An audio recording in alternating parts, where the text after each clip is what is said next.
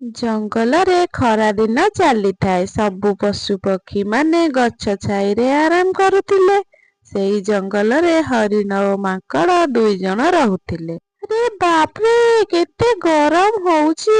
ଏବେ ତ ଏପ୍ରିଲ ମାସ, ଆହୁରି ବହୁତ ଦିନ ରହିଲାଣି। ଏତେ ଖରାରେ କିଛି ବି କରି ହଉନି। ସତ କଥା ସାଙ୍ଗ, ଟିକିଏ ବି ପଦାକୁ ବାହାରି ହଉନି। ଏତେ ଗରମ ତ କେବେ ବି ହୁଏନି। ଲାଗୁଛି ଏଥର ଖରା ଯେମିତି ସବୁ ରେକର୍ଡ ଭାଙ୍ଗିବ। ଏମିତି କିଛି ଦିନ ବିତିଗଲା। ଗୋଟେ ଦିନ ସକାଳୁ ଚିଲ ମାଙ୍କଡ଼ ପାଖକୁ ଆସିଲା। ମାଙ୍କଡ଼, ଜଲ୍ଦି ଚାଲ, ତୋ ସାଙ୍ଗ ହରିଣ ଖଣ୍ଡିଆ ଖାବରା ହେଇ ପଡ଼ିଛି। କିଏ ତାକୁ ଭାରି ଜୋରରେ ମାଡ଼ ମାରିଛି। ମତେ ଜଣା ଥିଲା ଦିନେ ଏମିତି ହବ। ତା ଗୁଣରୁ ସେ ମାଡ଼ ଖାଇଥିବ। ହଉ ହଉ, ଚାଲ ଯିବା। ମାଙ୍କଡ଼ ଓ ଚିଲ ଜଲ୍ଦି ଜଲ୍ଦି ଚାଲିଲେ ହରିଣ ପାଖକୁ। ଆରେ ସାଙ୍ଗ, ତତେ କିଏ ମାରିଲା ରେ? ଭାଇରେ, ପଚାରେ ନା ଆଉ। ମୁଁ ତ ଗଛ ତଳେ ବସିକି ଆରାମ କରୁଥିଲି। ଠିକ ସେତିକି ବେଳେ, କେମିତି ଅଛ ହରିଣ? ଭାରି ଦୁର୍ବଳ ହେଇଗଲୁଣି। ତମ ଜଙ୍ଗଲରେ କଣ ଖାଇବା ମିଳୁନି? ହଁ, ମୋ ଜଙ୍ଗଲକୁ ଆସି ମତେ କମଜୋର କହୁଛୁ? କିଏ ରେ ତୁ? ଦୁର୍ବଳକୁ ଦୁର୍ବଳ କହିବିନି ତ ଆଉ କଣ କହିବି? ମତେ ତ ଲାଗୁଛି ଏ ଜଙ୍ଗଲରେ ସବୁ ଦୁର୍ବଳ। ବାସ୍, ମତେ ତ କହିଲୁ, ତା ସହିତ ଏ ଜଙ୍ଗଲର ସମସ୍ତଙ୍କୁ ଆଡୁ ସାଡୁ କହୁଛୁ। ତୋର ଏତେ ସାହସ? ଓହୋ, ରାଗ ଲାଗୁଛି। ଲଢିବୁ ମୋ ସହିତ? ଠିକ ଅଛି, ଦେଖିବା କାହାର କେତେ ବଳ ଅଛି। ତାପରେ ମୁଁ ତା ସହିତ ମାଡଗୋଳ କଲି। ହେଲେ ସେ ବଳଦ ମତେ ଏମିତି ମାରିଲା ଯେ ମୋର ଅବସ୍ଥା ଖରାପ ହେଇଗଲା। ଇଏ ତ ଝାମେଲା ହେଲା। ଗୋଟେ ବଳଦ ସିଧା ସମସ୍ତଙ୍କୁ ଧମକ ଦଉଛି, ଆଉ ଜଙ୍ଗଲର ପଶୁମାନଙ୍କୁ ମାଡ଼ ବି ମାରୁଛି। ଏକଥା ସିଂହରାଜଙ୍କୁ ଜଣେଇବାକୁ ପଡ଼ିବ। ସମସ୍ତେ ବ୍ୟସ୍ତ ହୋଇ ସିଂହ ମହାରାଜଙ୍କ ପାଖକୁ ବାହାରିଥିଲେ। ଠିକ ସେହି ସମୟରେ ସିଂହ ମହାରାଜ ଆସି ସେଠି ପହଞ୍ଚିଗଲେ। ମୋ ପାଖକୁ ଯିବାର ଆବଶ୍ୟକ ନାହିଁ। ମୁଁ ଆସିଗଲି ଏଠିକି। ତମମାନଙ୍କର ଅସୁବିଧା ବି ମୋ ପାଖକୁ ଆସିଥିଲା।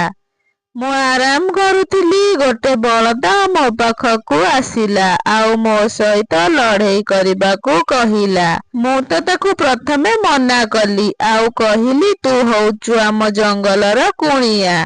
ତାପରେ ସେ ମତେ ଆଡୁ ସାଡୁ କହିଲା, ଯାହା ଦ୍ୱାରା ମୋର ଭାରି ରାଗ ହେଲା।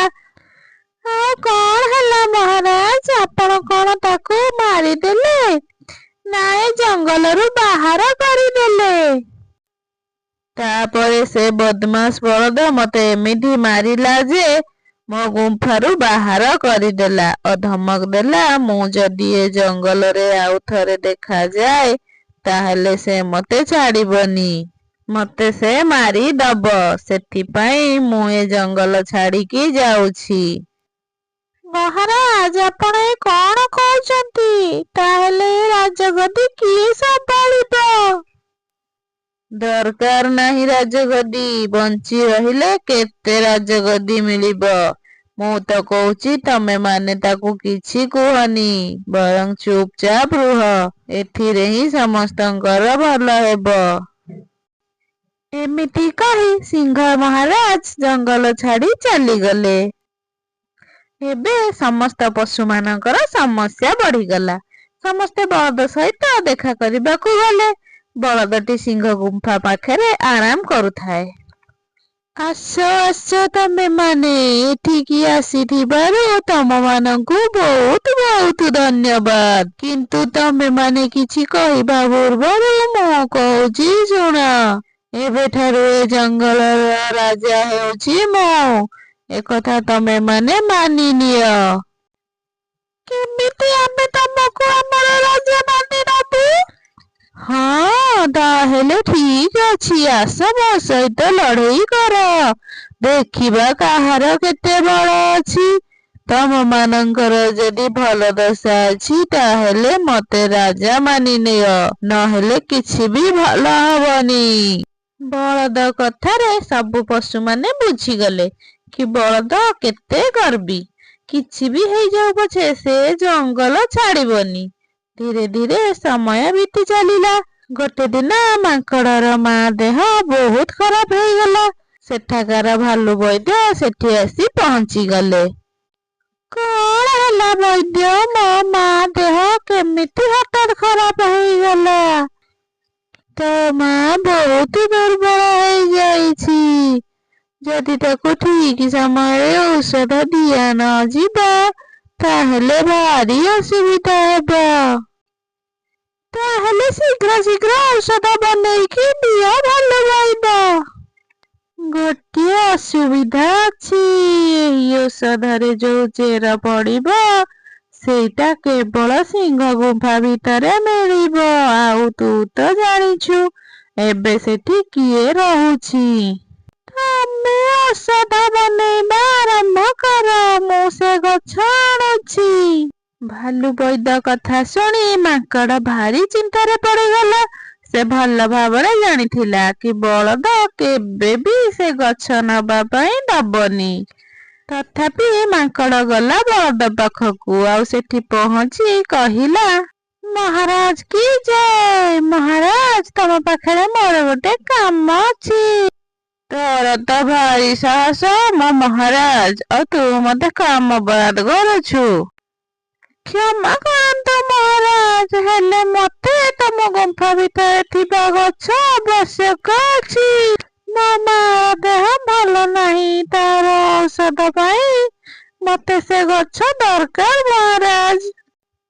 ଠିକ ଅଛି, ମୁଁ ତତେ ସେ ଗଛ ଦେବି, ହେଲେ ସେଥିପାଇଁ ତୁ ମୋର ଗୋଟେ କାମ କର।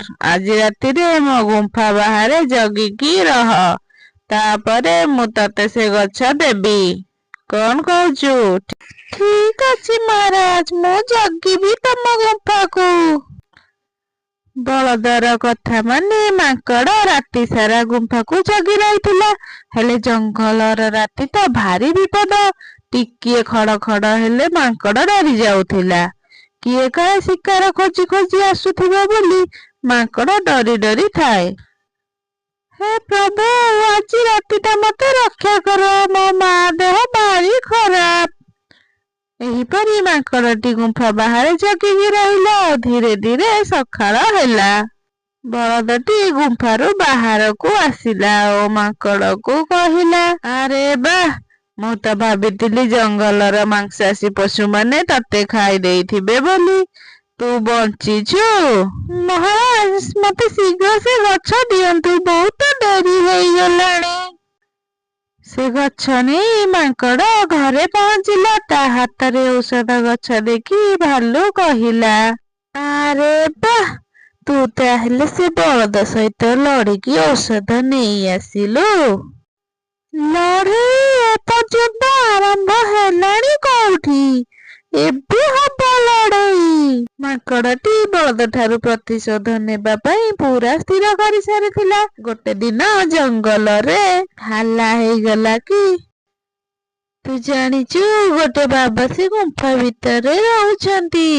ତାଙ୍କୁ ଯିଏ ଯାହା ପଚାରୁଛି ସେ ସବୁ କହୁଛନ୍ତି। କଣ ସତରେ?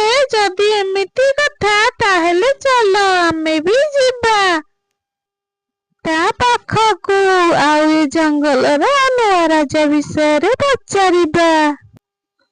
ଏକଥା ପଛରୁ ଧଳା ବଳଦଟି ଶୁଣୁଥିଲା। ସବୁ ପଶୁମାନେ ଗୁମ୍ଫା ପାଖକୁ ଗଲେ।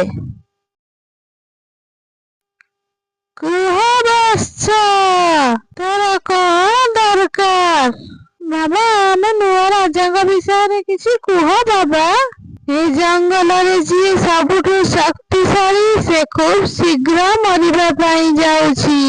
ତାର ରାଜ ସିଂହାସନ ତା ହାତରୁ ଚାଲିଯିବ।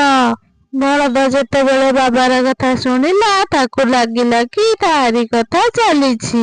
ଏଠି କଣ ମୋ ବିଷୟରେ କଥା ଚାଲିଛି? କାରଣ ଏଇ ଜଙ୍ଗଲରେ ମୋ ଠାରୁ ଶକ୍ତିଶାଳୀ କେହି ନାହାନ୍ତି। ଯାହା ହବାର ହଉ ମତେ ଟିକେ ସାବଧାନ ରହିବାକୁ ପଡିବ। ଏମିତି ଚିନ୍ତା କରି ବଳଦ ଗୁମ୍ଫା ପାଖକୁ ଯାଉଥିଲା। ସେତିକି ବେଳେ ହଠାତ୍ ଗଛଟିଏ ଭାଙ୍ଗି ପଡିଲା ତା ଆଗରେ। ବଳଦ ଡରିଗଲା। ଆରେ ବାପରେ, କଣ ଆପେ ଆପେ କଣ ଗଛ ଭାଙ୍ଗି ପଡିଲାଣି? ଲାଗୁଛି ସେ ବାବାର ଭବିଷ୍ୟତବାଣୀ ସତ ହବାରେ ଲାଗିଲାଣି। ରାତି ସମୟରେ ବଳଦଟି ଗୁମ୍ଫା ଭିତରେ ଆରାମ କରୁଥିଲା। ତାକୁ ସେତିକି ବେଳେ କିଛି ଶବ୍ଦ ଶୁଭିଲା। ବଳଦ ଆଜି ଯେମିତି ଶୋଇବ ଆମେ ତାକୁ ମାରିଦେବା। ହେ ଭଗବାନ, ମତେ ମାରିବାକୁ ଯୋଜନା ଚାଲିଛି। ଲାଗୁଛି ସମସ୍ତେ ମିଶିକି ଏ କାମ କରୁଛନ୍ତି। ହେଲେ ମୁଁ ଏମାନଙ୍କର ଯୋଜନା ସଫଳ ହେବାକୁ ଦେବିନି। ଆଜି ରାତି ସାରା ମୁଁ ଜମା ବି ଶୋଇବିନି। ଦେଖିବା ମୋର କିଏ କଣ କରିବ। ବଳଦଟି ପୁରା ଡରି ଯାଇଥିଲା। ରାତି ସାରା ଚେଇଁକି ରହିଲା। ସକାଳ ହେଲା, ତାକୁ ଭାରି ଜୋରରେ ଶୋଷ ହେଲା। ଆରେ ରାତି ସାରା ଶୋଇଲିନି, ଆଉ ଏବେ ଶୋଷରେ ତଣ୍ଟି ଶୁଖିଗଲାଣି। ଯାଉଛି ନଦୀକୁ ଯିବି, ଆଉ ପାଣି ପିଇବି। ପାଣି ପିଇବା ପାଇଁ ପାଖ ନଦୀରେ ଯାଇ ପହଞ୍ଚିଲା। ସେ ଯେମିତି ନଦୀ ପାଖରେ ପହଞ୍ଚିଛି, କଳା କୁମ୍ଭୀର ତା ଉପରକୁ ଆକ୍ରମଣ କରିଲା। ବଳଦ ଡରି ଯାଇ ସେଠାରୁ ଦୌଡ଼ି ପଳେଇ ଆସିଲା। ଏସବୁ କଣ ହେଉଛି ମୋ ସହିତ? ସମସ୍ତେ ମତେ ମାରିବା ପାଇଁ ଚାହୁଁଛନ୍ତି। ଲାଗୁଛି ସତରେ ମୋ ବେଳା ଖରାପ। ସେ ବାବା ଠିକ କଥା କହୁଥିଲେ। ଏଇ କଥାରେ ବଳଦର ମୁଣ୍ଡ ଖରାପ ହେଲା। ସେ ଛୋଟ ଛୋଟ ପକ୍ଷୀମାନଙ୍କୁ ଦେଖି ବି ଡରିବାକୁ ଲାଗିଲା। ତାପରେ ସେ ଯାଇ ଗୁମ୍ଫା ପାଖରେ ପହଞ୍ଚିଲା। ବାବା, ମୋର ରକ୍ଷା କର। ମୁଁ ମରିବାକୁ ଚାହୁଁନି, ଆହୁରି ବଞ୍ଚିବାକୁ ଚାହୁଁଛି। ତାହେଲେ ଶୁଣ, ମୋ ପାଖରେ ଗୋଟେ ଉପାୟ ଅଛି। ତୁ ଯେଉଁମାନଙ୍କ ସହିତ ଅନ୍ୟାୟ କରିଛୁ ତାଙ୍କୁ ସବୁ କ୍ଷମା ମାଗି ଏ ଜଙ୍ଗଲରୁ ସବୁଦିନ ପାଇଁ ଛାଡିକି ଚାଲିଯା। ତାହେଲେ ସବୁ ଠିକ ହେଇଯିବ। ଠିକ ଅଛି ବାବା, ତମେ ଯାହା ଯାହା କହିବ ମୁଁ ସବୁ ମାନିବି, ସବୁ କରିବି। ବଳଦଟି ବାବା କହିବା ହିସାବରେ ସମସ୍ତଙ୍କୁ କ୍ଷମା ମାଗିଲା ଓ ଜଙ୍ଗଲରୁ ଚାଲିଗଲା। ବଳଦଟି ଯେମିତି ହଠାତ୍ ଚାଲିଯିବାରୁ ସବୁ ପଶୁମାନେ ଭାରି ଆଶ୍ଚର୍ଯ୍ୟ ହେଲେ। ଆଉ ସବୁ ପଶୁମାନେ ମିଶି ଗୁମ୍ଫା ପାଖକୁ ଗଲେ। ତମେମାନେ ଆଶ୍ଚର୍ଯ୍ୟ ହୁଅନି, ଏସବୁ ମାଙ୍କଡର ପ୍ଲାନ ଥିଲା। ସେ ମତେ ଜଣେଇଲା କି ପ୍ରକୃତରେ ଗୋଟେ ରାଜାର କର୍ତ୍ତବ୍ୟ କଣ, ଆଉ ବଳଦଠୁ ରକ୍ଷା ପାଇବାର ଉପାୟ ବି କହିଲା। କି ଉପାୟ ମହାରାଜ? ବାବା ହେଇକି ବଳଦକୁ ପାନେ ଦବାକୁ ମାଙ୍କଡ କହିଥିଲା। ଏଥିରେ ମୂଷା ଓ କୁମ୍ଭୀର ଆମକୁ ସାହାଯ୍ୟ କରିଛନ୍ତି। ମାଙ୍କଡର ବୁଦ୍ଧି ଆଜି ପୁରା ଜଙ୍ଗଲକୁ ବଞ୍ଚେଇ ଦେଲା। ତାପରେ ସବୁ ପଶୁମାନେ ମିଶି ମାଙ୍କଡର ବହୁତ ପ୍ରଶଂସା କଲେ ଓ ତାକୁ ଧନ୍ୟବାଦ ବି ଦେଲେ।